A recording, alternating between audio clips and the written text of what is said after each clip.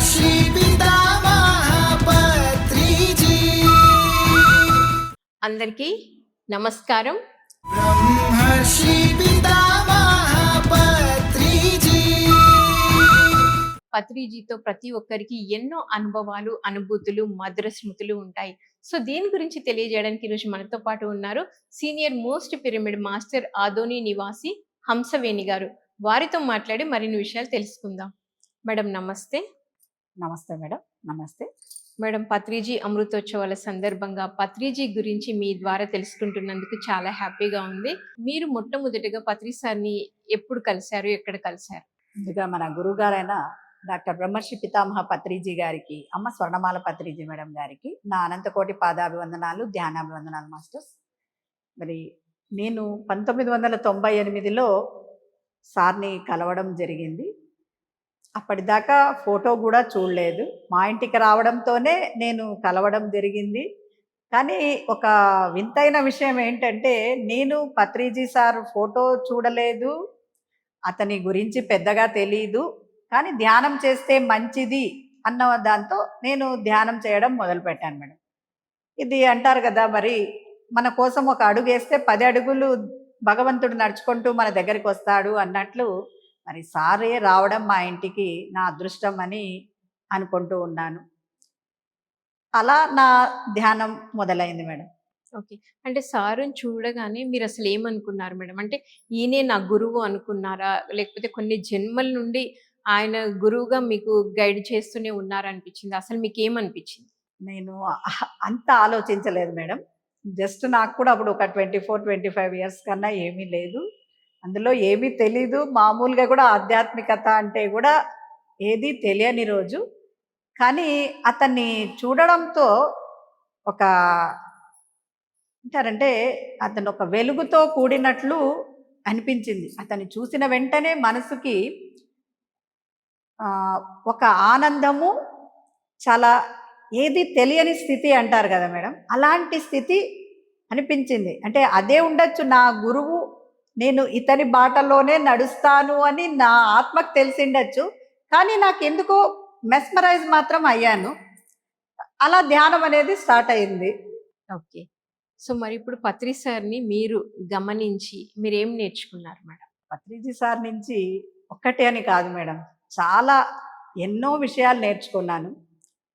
ఇంకొక విషయం ఏంటంటే, అంటే సార్ దగ్గర నేను నేర్చుకున్నది, మనము ఏదనుకుంటే అదే జరుగుతుంది. లా ఆఫ్ అట్రాక్షన్ గురించి అందరికీ తెలిసిందే. ఆ లా ఆఫ్ అట్రాక్షన్ ద్వారా నేను నా లైఫ్లో చాలా పెద్ద దీన్నే పొందాను అని చెప్పచ్చు మేడం. ఎలా అంటే 2019లో మేము పిరమిడ్కు, ఈజిప్ట్ పిరమిడ్కి వెళ్ళాం మేడం. ఆ టైంలో అంటే మా ఆయన బ్యాంక్లో వర్క్ చేసేవాళ్ళు, వాళ్ళ చైర్మన్కి కొంచెము సిక్ అయినారు, హైదరాబాద్లో అడ్మిట్ అయినారు. 1 వీక్ అతను కొంచెం లేడు.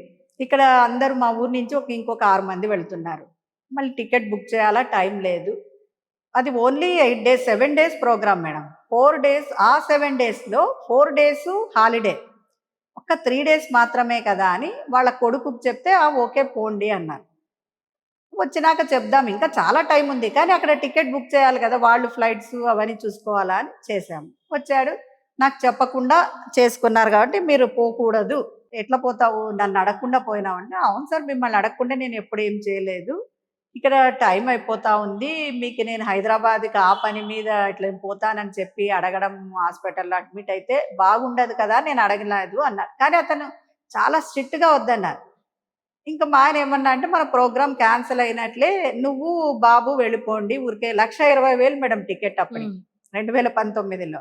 ఏ అమౌంట్ వేస్ట్, మీరిద్దరు వెళ్ళిపోండి అంటే, ఏమొద్దు ముగ్గురు కలిసిపోవాలనుకున్నాము అన్నాను. లేదు వద్దు మీరు పోండి అన్నారు. లేదు వద్దులే అంటే, సరేలే ఇప్పటికి ఎందుకు అవన్నీ. ఇంకా ఆ సాయి కుమార్ రెడ్డి గారిని కూడా అడిగినాం, ఒక 30,000 అన్న పట్టుకొని మిగతా అమౌంట్ అన్నా వాపస్ ఇచ్చేయప్ప అంటే, నేను ముందే చెప్పినాను మీరు వాపస్ ఇవ్వడం జరగదు అని అన్నారు. ఎవరి ద్వారా చెప్పించినా అది ఆ పని కూడా కాలేదు మేడం.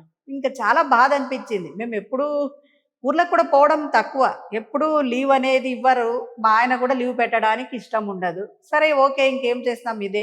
ఇంకా తెలిసిన సేతు విజ్ఞానం ప్రేమ్నాథ్ సారు ఎప్పుడు చెప్పేవాడు, నువ్వేమనుకుంటే అదే జరుగుతుంది అని. అలాగే బాలకృష్ణ, సేతు విజ్ఞానం వీటన్నిటిని పట్టుకొని ఒక్కటే మేడం.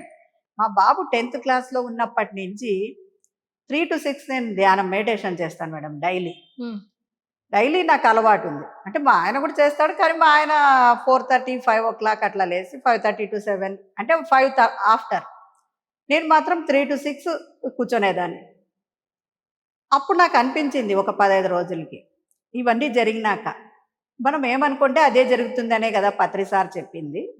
కాబట్టి మనం ఇద్దరం 3 గంటలకే ధ్యానానికి కూర్చుందాము. ఎందుకంటే 3-3:30 లోపల చాలా ఎనర్జీ ఉంటుంది. మనం అనుకున్నవి ఎక్కువగా ఇదైతాయని కూడా అందరు చెప్తారు. మనం 3-6 వరకు ఒకటే సంకల్పం.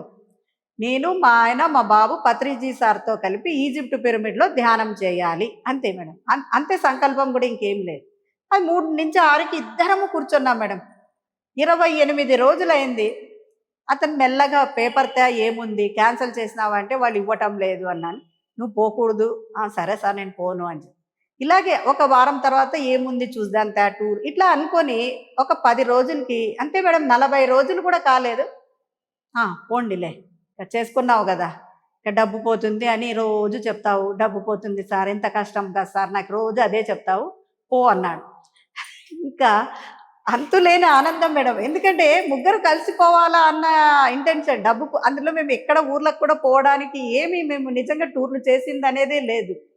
సరే ఇంకా హ్యాపీగా పత్రి సార్తో ఆ సంకల్పము అలాగే అక్కడ అలాగే జరిగింది. సార్తో కూడా నేను చెప్తే మొత్తానికి సాధించినావు కదా నువ్వు అనుకున్నది అంటే, లేదు సార్ మీకు చెప్పాను కదా నేను కూర్చుంటాను, అంతా మీరే మీరే చూసుకున్నారు సార్ అన్నాను.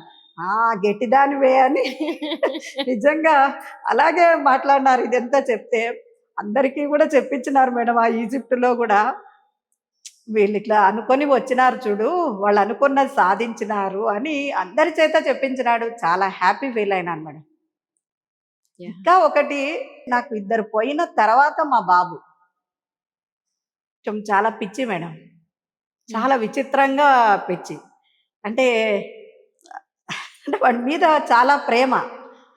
ఏం చేసేదాన్ని అంటే, వాడు 10th అయినాక వాడిని ఇంటర్లో హైదరాబాద్లో వేయాలి. మొత్తానికి కాలేజీలు అన్నీ నేనే చూస్తున్నాను. కానీ నా ఉద్దేశం ఏమంటే వాడు నేను పోను అని చెప్పాలా కాలేజీకి వెళ్ళను అని చెప్పాలి, ఆదోనిలోనే ఉంటాను అని చెప్పాలి అని నా ఉద్దేశం. అన్ని చూసి వచ్చి నన్ను ఉంటావు కదా అంటే వాడు ఉంటాను అని చెప్తున్నాడు. అంటే వాళ్ళ నాన్నకి ఇష్టం పంపియాలా, ఆదోనిలో చదివేదానికన్నా హైదరాబాద్ చదివితే ఏదో ఐఐటి నిట్లో రావచ్చు అన్న ఒక ఆశతో బాగా చదువుతాడు కదా అని చేర్పించాం. వాడు రాలేదు మేడం. చాలా ఇడిచొచ్చి ఇంకా విచిత్రంగా ఎప్పుడు ఏడ్చేదాన్ని అనమాట. ఎవరన్నా మాట్లాడితే ఏమంటే అసలు ఊరు పలకరించకూడదు, ఇంకా ఊరికే ధారాపాతంగా పోనీ ఇంట్లో పని చేయనా అంటే అన్ని పని చేసేదాన్ని మేడం. ఫుడ్ పెట్టుకునేది. వాడు నా కొడుకు చాలా మొండోడు మేడం, సరిగా తింటుండలేదు. ఆ హాస్టల్లో అన్నీ చేసి ఇట్లా పెద్ద పెద్ద బాండ్లే పెద్ద గిన్నెల్లో అన్నీ పోస్తే ఆ ఇడ్లీ తుంచేకి కూడా రాదు, అట్లుంది. వాడు ఏం తింటాడు అనడము. ఒక్క ఇడ్లీ కూడా తినేదాన్ని కాదు మేడం. పెట్టుకునేదేమో 5 ఇడ్లీలు పెట్టుకొని పడేసేదాన్ని. ఏది అన్నం తినేది లేదు, ఏమీ లేదు. ఆ 3 గంటల ధ్యానము చేస్తానని చెప్తున్నాను కదా మేడం. నేను ఎంత ఎనర్జెటిక్గా ఉన్నానంటే, నాకు ఎప్పుడూ నేను ఫుడ్ తినలేదు, ఇంట్లో పనంతా చేస్తున్నాను, వర్క్ ఏదీ లేదు మేడం. ఇట్లనే సండే హైదరాబాద్ పోయినాం మేడం. ఓకే. ప్రతి సండేకి బుక్ చేయడము, వాడిని చూడడము, మళ్ళీ ఆదివారం శనివారం, మళ్ళీ ఆదివారం రాత్రి ఎక్కడము. ఓకే. 1 నెల అట్లా చేసినాం. మా ఆయనకి తర్వాత చాలా ఇబ్బంది ప్రతి ఆదివారం రావాలండి. మా ఆయన బ్యాంకులోనే ఎప్పుడు హెవీగా అక్కడే ఉండడం. అప్పుడు నేను నేర్చుకునింది ఏమిటంటే, ప్రేమ్నాథ్ సార్తో అందరూ మా ఊర్లో వాళ్ళు, ఈమె చూడండి సార్ ఇన్ని ఏళ్ళని ధ్యానం చేస్తుంది, ఎట్లా చేస్తుంది చూడండి సార్ ఈమె అని అంటే, సార్ అన్నామంట అందరుండి ఈమెకి సంకల్పం అంటారు కదా మేడం, కౌన్సిలింగ్ చేయండి అంటే, నాకు పెద్దగా ఇష్టం ఉండలేదు. అంటే జనరల్గా కూడా నాకు ఎందుకో I'm not interested at counselling. Counselling చేయండి అంటే, ఊరికే ఏమేమో చెప్పొద్దండి అని అనేవాళ్ళని అనమాట. నాకు అట్లా అలవాటు ఉన్నవాళ్ళని. ఈమె ఏం లేదు, నేర్చుకోవడానికి వచ్చింది, అది నేర్చుకోవాలి ఈమె, ఆ కొడుకు అక్కడ ఉంటే ఈమె ఇక్కడ ఉండడము, దానికి ఆమె ప్రాక్టీస్ చేస్తూ ఉంది, అంత తప్పితే ఏం లేదు అన్నా. సరే ఊరికే అయిపోయినా. అప్పుడు చూడండి మేడం 3 నెలలు నిజంగా అలాగే వెళ్ళాను. ఆదివారం వెళ్ళడము. నెలన్నర తర్వాత 15 రోజులకి తర్వాత 3 నెలల తర్వాత చాలా ఆలోచించినాననమాట. ఇది నా నుంచి ఇంకొకరికి చాలా ఇబ్బంది. పిలుచుకొని పోవడము, రావడము, నేను గూడా అక్కడ వెళ్ళడము, వాడిని ఇబ్బంది పెట్టడము ఇదేం బాగలేదు. నేను ఇంత ధ్యానం నేర్చుకున్నానని అందరూ చెప్తారు. చేస్తున్నాను. మళ్ళీ నేను నిజంగా ఏం తెలుసుకున్నాను అని చాలా ఒకరోజు పొద్దున్న 7 గంటలకి ధ్యానానికి కూర్చున్న దాన్ని 1:00, 2:00 వరకు అట్లాగే కూర్చొనేసాను మేడం. కూర్చొని నాలో అప్పుడు అంటే ఆలోచిస్తూ ఉన్నాను. ధ్యానం చేస్తూ ఉన్నాను. ప్లస్ ఎందుకు నేను ఇట్లా చేస్తున్నాను? నేను ఇలా చేయడం తప్పు అనేది నాకు తెలుసు. నేను ఉండడానికి నాకు ఎనర్జీ కావాలి. వాడు అక్కడ ఉన్నా, నేను ఇక్కడ ఉన్నా కావాలా. కాబట్టి దాన్ని నాకు ఆ శక్తిని ఇవ్వమని నేను అడిగాను మేడం మాస్టర్స్ని, పత్రి సార్ని. ఓకే వదిలేశాను. ఆ రోజు నుంచి పోలేదు మేడం. సండే ఏడుపు తగ్గించాలి అని గట్టిగా అనుకున్నాను. దాన్ని తగ్గించుకుంటూ మెల్లగా వచ్చాను. అప్పుడు నా ఆలోచన, నా థాట్ని మార్చేసుకున్నాను మేడం. పుస్తకాలు చదవడం మొదలుపెట్టాను. బుక్స్ చదవడము అంటే నేను 3 అవర్స్ ధ్యానం చేస్తాను డైలీ అని చెప్పాను మేడం. నేను ఒక బుక్ సబ్కాన్షియస్ మైండ్ గురించి ఉంది చూడండి అది. ఆ బుక్ చదువుతూ ఉండేదాన్ని పిరమిడ్లో కూర్చొని 11 గంటలప్పుడు. నాకు ఒక్కొక్క రోజు నేను మెడిటేషన్ కూర్చున్నప్పుడు నాకు ఒక పేపర్లో అక్షరాలు కనిపిస్తూ ఉండే మేడం. కానీ నేను దాన్ని చదవలేకపోయేదాన్ని. నాకు అర్థమయ్యేది కాదు సరిగా అక్కడ. నేను ఒకసారి ప్రేమ్నాథ్ సార్తో చెప్పాను, సార్ నాకు ఏదో కనిపిస్తుంది కానీ దాన్ని నేను చదవలేను అంటే, ఉండొచ్చు మన ఎనర్జీ అక్కడికి దాన్ని తీసుకొని గ్రహించగలిగే ఇది లేకపోవచ్చు. నువ్వు బాగా అడుగు, నాకు ఏది కనిపిస్తూ ఉంది కదా మాస్టర్స్, నేను దాన్ని గుర్తించేటట్లు చెయ్యమని వాళ్ళని అడుగు అని చెప్పారు. ఓకే అన్నాను. ఇంకా అప్పుడు నేను ఆ టైంలో నిజంగా మేడం నా రూటే మార్చేసినాను మేడం. నేను బుక్స్ చదవడము, ధ్యానం చేయడము, స్కూళ్ళకి వెళ్ళి ధ్యాన ప్రచారం చేయడం. అంటే ఆదోనిలో ధ్యాన ప్రచారం చాలా విరివిగా జరిగేది మేడం. ప్రతి స్కూళ్ళకి అంటే అసలు మొట్టమొదటగా ఆదోనిలోనే స్కూళ్ళకు వెళ్ళి ధ్యానం చెప్పడం అనేది కూడా స్టార్ట్ అయింది అని చెప్తారు మేడం.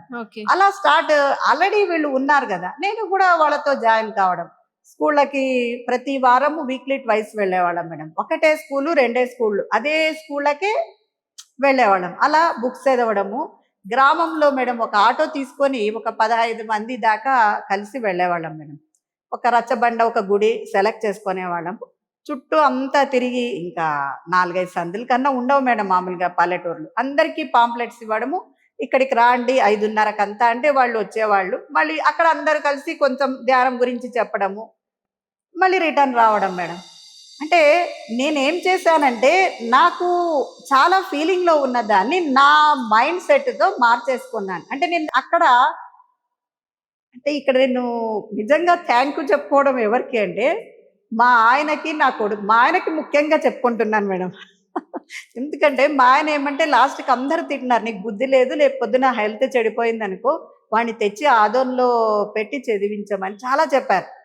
కానీ నేను మార్చుకొని మా ఆయనకే థ్యాంక్స్ చెప్తాను మేడం. ఎందుకంటే నేను నా స్పిరిచువాలిటీలో నా రూట్ని మార్చుకొని నేను ఆధ్యాత్మికత అనేది తెలుసుకోవడానికి నిజంగా కారణమైనావు నువ్వు అక్కడ వాడిని చేర్చకుంటే నేను మళ్ళీ అదే వాడు రావడము, వాడిని వదలడము, వాడిని చేయడం, ఇదే దాంట్లో పడిపోయేదాన్ని.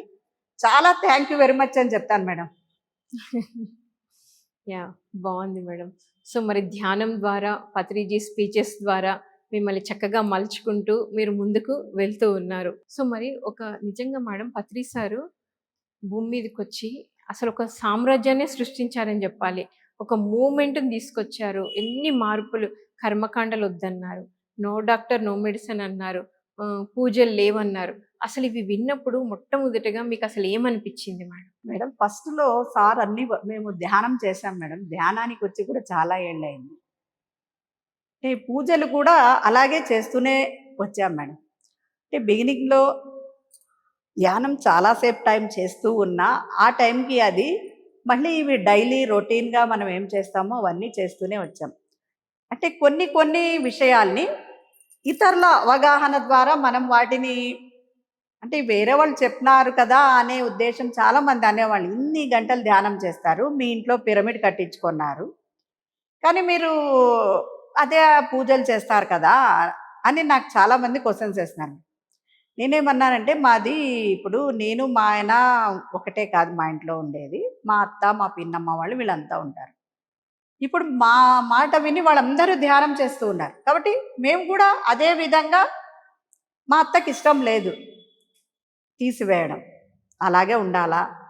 వాళ్ళందరూ అలాగే ఇప్పుడు చేస్తే తప్పేమి అనే ఉద్దేశంతో చేయడము. అంటే చాలామంది చెప్తారు మేడం, మన ఆత్మనే అక్కడ పెట్టి పూజిస్తున్నాము అని పూజించండి అని కూడా చాలామంది ద్వారా విన్నాను మేడం నేను క్లాసులు చెప్పడము అని. అలాగే వదిలేస్తాను. అంటే ఫస్ట్‌గా ఆశ్చర్యమైంది. కానీ బిగినింగ్‌లో ఇప్పుడు మేడం ఏది చేస్తూ ఉన్నా టెంపుల్‌కి వెళ్ళినా చెయ్యాలి అన్న ఉద్దేశం తప్పితే అవి చేస్తేనే ఇప్పుడు మనకి అంటే ఒక నమ్మకం ఉంది కదా పూజ చేస్తే, అవన్నీ ఇప్పుడేమి నాలో చాలా తగ్గించేసినాను మేడం. నేను ఒకటి మాకు ఉన్న సిచ్యుయేషన్‌కి ఇప్పుడు ప్రెజెంట్‌లో నేను పత్రి సార్ దగ్గర నుంచి నేర్చుకున్నది నా యొక్క సిచ్యుయేషన్‌కి మేడం. మేము చాలా ఎనీథింగ్ అంటే ఎక్కడ అంటే ప్రతి చోట మేము ఎంతో ధ్యానం చేస్తాం. మా జీవితాలు నిజంగా చాలా ఆనందంగా ఉన్నాయి. కానీ ఇప్పుడు ప్రస్తుతంగా 3 ఇయర్స్‌లో చాలా బాధపడుతూ ఉన్నాం. ఇక్కడ నేను ఒకటి నేర్చుకున్నాను మేడం పత్రి సార్ దగ్గర నుంచి. ఏమి అంటే సరెండర్ అనేది అతని దగ్గర నేర్చుకున్నాను మేడం. అంటే అతను ఏం చెప్తాడంటే ఇప్పుడు మనం కూడా అంటూ ఉంటాం కదా, భగవంతుడికి నీ కష్టాలన్నీ చెప్పి ఆ భగవంతుడే చూసుకుంటాడు అన్నట్లు. నేను ఇక్కడ కూడా ఏం చెప్తున్నానంటే పత్రి సారు నేను ఎక్కడికి పోయినా ఆ సార్ ఎనర్జీ నాతో ఉండాలి అని అనుకునేదాన్ని. అలాగే నేను అంత ఇబ్బందిలో నేను ఇప్పుడున్న సిచ్యుయేషన్స్లో ఇంటి నుంచి బయట ఉండాలి అంటే మా ఉన్న ఇల్లు కూడా ఇచ్చి రాసియాల్సి వచ్చేది పరిస్థితి. కానీ అది ఎవరో మమ్మల్ని పొమ్మన్న వాళ్ళే నాకు ఏది అవసరమో అంటే ఎవరి దగ్గరికి పోతే నా మైండ్ మారుస్తారో నేను సంతకాలు చేయడానికి రెడీ అయినాను మేడం.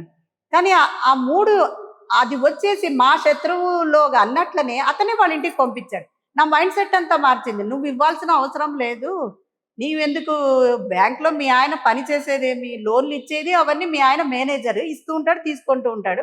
ఎవరో లోన్ కట్టలేదని మీ ఆస్తి ఇవ్వడం చాలా పిచ్చి. వాళ్ళ మా ఆయన చెప్తాడు కదండి, మీ ఆయన ఎందుకు అందరితో మాటలు అనిపించుకోవడం, ఇచ్చేస్తే అయిపోయా. ఇంకొక మాట ఏం మేడం, మా ఆయన ఏం చెప్తున్నాడంటే నీ మాట నువ్వు ఇన్ని ఏళ్ళ ధ్యానం చేసి పత్రి సార్తో నువ్వేం నేర్చుకున్నావు అని నన్ను క్వశ్చన్ వేస్తాడు మేడం. అంటే డబ్బు ఉంటేనే జీవించచ్చా, డబ్బు లేకుంటే జీవించలేమా, ఏం నేర్చుకున్నావు, క్లాసులు చెప్తావే వింటా ఉన్నావే అమ్మలా, నువ్వేం నేర్చుకోలేదా, రాసి ఎలా జీవించాలో మన పత్రి సార్ చెప్పాడు. ఉన్నప్పుడు నా జీవితం ఆనందంగా ఉందని జీవించు, లేనప్పుడు అలాగే చెప్తున్నాడు. మళ్ళీ ఉండి చూపించాలి, ఏం ప్రయోజనం లేదు ధ్యానం చేసి నువ్వు అని అన్నాడు మేడం. ఇక్కడ నేను ఏం చెప్తున్నానంటే నేను సార్కి సరెండర్ అయినాను మేడం. అంటే సార్ నేనేం చేశానో ఏమో నా కర్మ అంటే నాకు తెలియదు. నేను ఈ జన్మలో ఎవరికేం చేయలేదు, పోయిన జన్మలో నాకంటూ తెలియలేదు ఇంతవరకు నేనేం తప్పు చేసినాను అని. చేసింటేనే నేను ఇన్ని అనుభవిస్తున్నాను. నువ్వు నీ మీదే భారం అయ్యా అని చూపిస్తే ఒక రూట్ చూపించిండేది మేడం. నేను ఇప్పుడు సంతకం చేయకుండా ఉన్నందుకు మా ఇల్లు నిలబడింది మేడం. లేకుంటే నేను సంతకం పెట్టింటే ఇంటి బయట అందరూ ఉండాల్సిందే మేడం. అంటే నేను పత్రి సార్ నుంచి ఎంత నేర్చుకున్నానంటే అతని లేకపోతే మా జీవితాలు ఇప్పట్లో లేవు మేడం. అతని ఎనర్జీ కానీ అతనికి సరెండర్ అయినందుకు అతను నాకు నిజంగా రూట్ చూపించినాడు మేడం. ఎన్ని శతకోటి వందనాలు చెప్పినా చాలా తక్కువే మేడం. మా లైఫ్లో నేను అతని గురించి నేర్చుకున్నది యాక్సెప్టెన్సు, మరి లా ఆఫ్ అట్రాక్షను ఎన్నో ఉన్నాయి మేడం. అంటే నేను కొన్ని ఎగ్జాంపుల్ చెప్తున్నాను, ప్రోగ్రాంలో టైం లేదు కాబట్టి నేను ఇక్కడ ఇది కూడా చాలా నిజంగా అన్ని కృతజ్ఞతలు మేడం అతనికి. నేను నా లైఫ్లో నేను చనిపోయేదాకా మర్చిపోను మేడం అతన్ని. మర్చిపోతే ఇంకా నాకు కృతజ్ఞత అనేదే లేదు అని అనుకోవాలి మేడం. ప్రతి నిమిషము నేను అతన్ని తలుచుకోని రోజు లేదు మేడం. అంటే అంతగా మేడం నాకు ప్రతి విషయంలో నేను ప్రెగ్నెంట్గా ఉన్నప్పుడు చూడండి మా ఇంటికి వచ్చాడని మీకు ఇంతకుముందు ఇంటర్వ్యూలో ఇచ్చాను. అప్పుడు మరి చూడండి ఈజిప్టు ప్రతిదీ చెప్తున్నాను మేడం.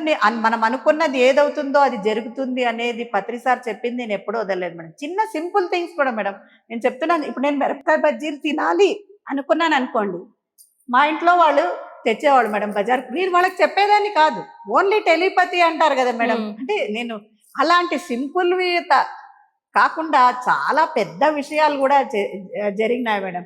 మళ్ళీ అతన్ని ఇచ్చిన ఆ ధ్యాన ప్రచారం చేయడమే నేను ఉండే వరకు, నా ఊపిరున్నంత వరకు ధ్యాన ప్రచారం తప్పితే నా జీవితంలో ఇంకేది అవసరం లేదు మేడం. చాలా నేర్చుకున్నాను. ఇంకా నేను ఇంకేమి నా జన్మకిలో నేను అతనికి ఏమి ఇచ్చినా కృతజ్ఞతలు తీర్చుకోలేను. బాగుంది మేడం. నిజంగా పత్రి సార్ మిమ్మల్ని అనుక్షణం మీకు ఎలా గైడెన్స్ ఇస్తున్నారు, మిమ్మల్ని ఎలా ప్రొటెక్ట్ చేస్తున్నారు, ముఖ్యంగా యాక్సెప్టెన్సీ అసలు ఏం నేర్చుకున్నారు సార్ నుండి అనేది చాలా చక్కగా తెలియజేశారు మేడం. సో మరి ఇంత చక్కటి లైఫ్ని మీకు ఇచ్చిన పత్రి సార్కి మీరు కృతజ్ఞత చెప్పాలి అనుకున్నా, లేకపోతే ఆయన లక్ష్యంలో మీరు కూడా ముందుకెళ్ళాలనుకున్నా మీరు చేయాల్సింది ఏంటి మేడం? మేడం, మనము అతను ఇంత నేర్పించాడు. ప్రతి జీవితంలో నిజంగా అడుగు ఎలా వేయాలి, మరి సార్ ఎప్పుడు చెప్తున్నాడు ఎలా మాట్లాడాలి, ఎలా జీవించాలి అని. ఇన్ని నేర్చుకున్న ఆ గురువుకి, అంతేకాకుండా ఇంకొక అదృష్టం ఏమంటే అతను జీవించినప్పుడే మనం జీవించామంటే అది ఇంకా ఎనలేని సంతోషం మేడం. అంత పెద్ద గురువుతో మనం జీవించామనేది. కాబట్టి నేను అతనికి కృతజ్ఞతగా ఇవ్వడం, నేనే అని కాదు మేడం, ఎంతోమంది ఎన్నో పొందుతూ ఉన్నారు. మరి ఇవ్వాల్సింది ప్రతి ఒక్కరూ వాళ్ళకి చేతనైనంత ఇతరులకు చెప్పడము, ఆ ధ్యాన ప్రచారాన్ని అతను అంటే పత్రిజీ సార్ ఏమనుకున్నారు, శాకాహార జగత్, ధ్యాన జగత్ కావాలనే కదా. కాబట్టి దాన్ని మనము ఇతరులకు అందివ్వడానికి మనలో శక్తి ఉన్నంత వరకు, మనం ఉన్నంత వరకు తోడ్పడాలి అన్నదే నా ఆకాంక్ష మేడం. Thank you madam. మరి పత్రి సార్తో మీకున్న అనుభవాలని, అనుభూతులని, మధుర స్మృతులని మాతో పంచుకున్నందుకు thank you so much. Thank you madam. So విన్నారు కదండి, పత్రిజీ గురించి ఎంతో చక్కగా ప్రతి ఒక్క పిరమిడ్ మాస్టర్కి ఎన్నో అనుభవాలు, అనుభూతులు ఎంత చెప్పుకున్నా పత్రి సార్ గురించి ఇంకా తక్కువే అనిపిస్తుంది. మరి ఎన్నో కొత్త విషయాలు, అద్భుతమైన విషయాలు తెలుసుకున్నాం. మరొక కార్యక్రమంలో మళ్ళీ కలుసుకుందాం. అప్పటి వరకు చూస్తూనే ఉండండి పిఎంసి ప్రతిక్షణం సత్యదర్శనం. Thank you so much.